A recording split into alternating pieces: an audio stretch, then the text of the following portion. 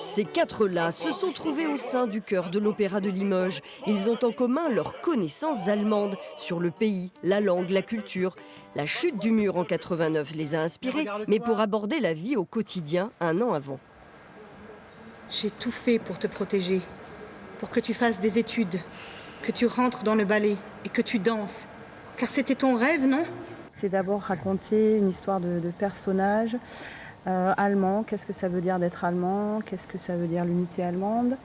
Qu'est-ce que ça veut dire de parler allemand? C'est aussi sur le langage et puis la musique. Parce qu'il y a les textes, mais comme fil conducteur, il y a la musique allemande qui a dépassé tous les clivages de Bach jusqu'à les années 90.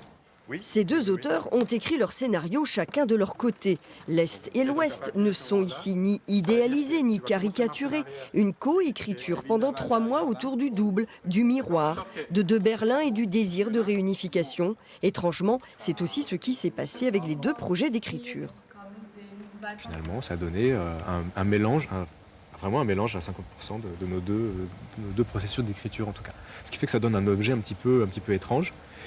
Il y a quand même 16 scènes en 1h10 avec des morceaux, mais 16 scènes donc très identifiées.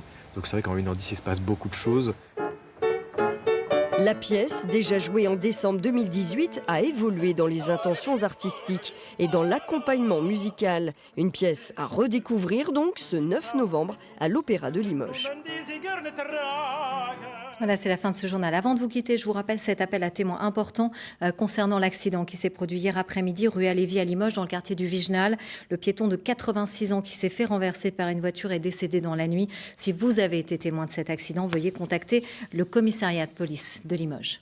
À suivre votre météo, puis l'édition nationale. Ce soir à 19h, vous avez rendez-vous avec Emmanuel Brault. Je vous souhaite un très bon après-midi. À demain, 11h53.